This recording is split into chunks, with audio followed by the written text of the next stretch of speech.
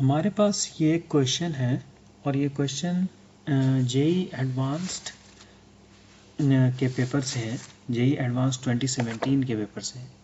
तो ये क्वेश्चन क्या कर रहा है, देखिए, let O be the origin. O जो हमारा है वो क्या है, ओरिजिन है कोऑर्डिनेट सिस्टम का। एंड ओ एक्स ये एक्स है, ये वाई है O Y, and O Z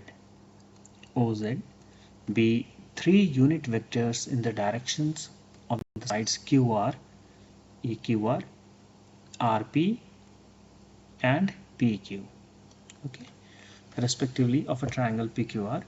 तो ये हमसे पूछ रहा है ओ एक्स क्रॉस ओ वाई का वैल्यू।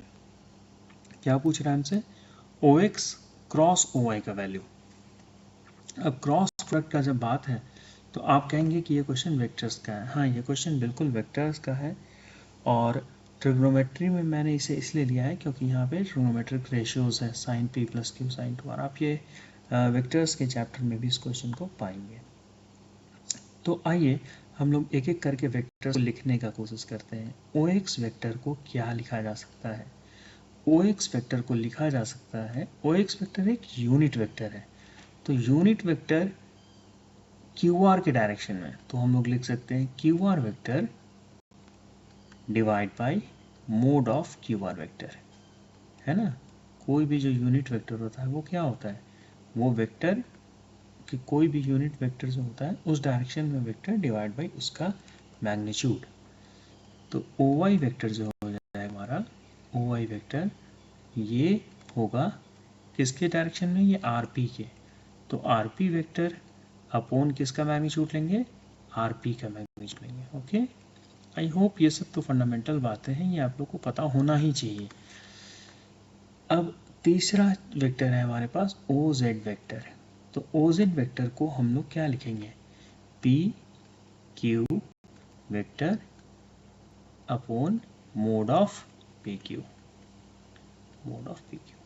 ये तो क्लियर है क्योंकि ये यूनिट वेक्टर्स है और यूनिट वेक्टर्स को ऐसे ही लिखा जाता है, ठीक है, the vector divided by magnitude. अब हमें क्या निकालने के लिए कह रहा है, हमें कह रहा है निकालने के लिए कि निकालो ओ एक्स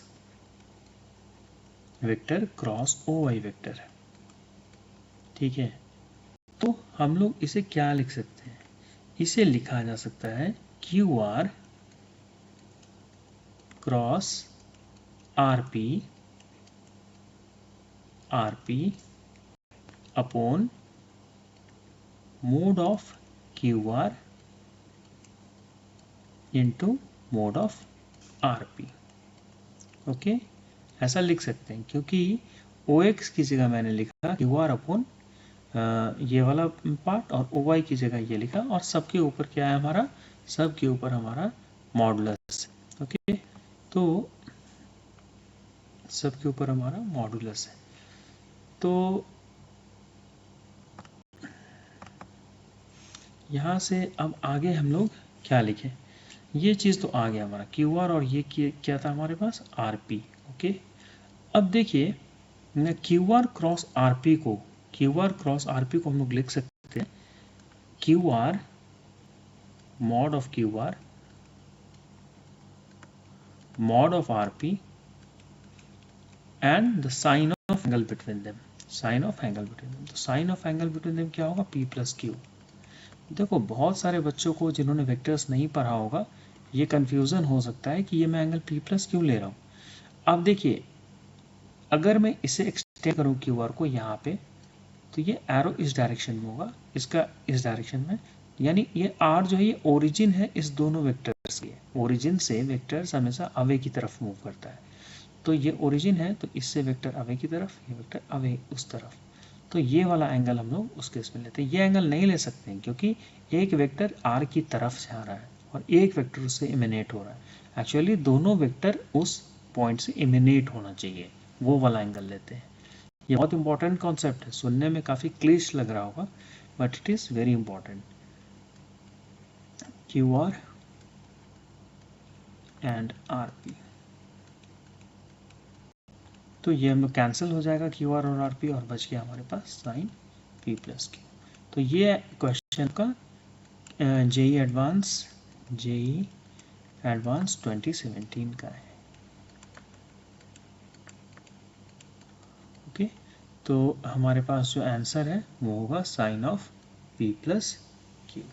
तो आशा करता हूँ कि ये क्वेश्चन आप लोगों को समझ में आया होगा।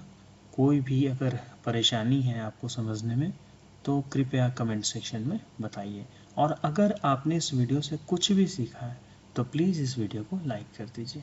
Thank you.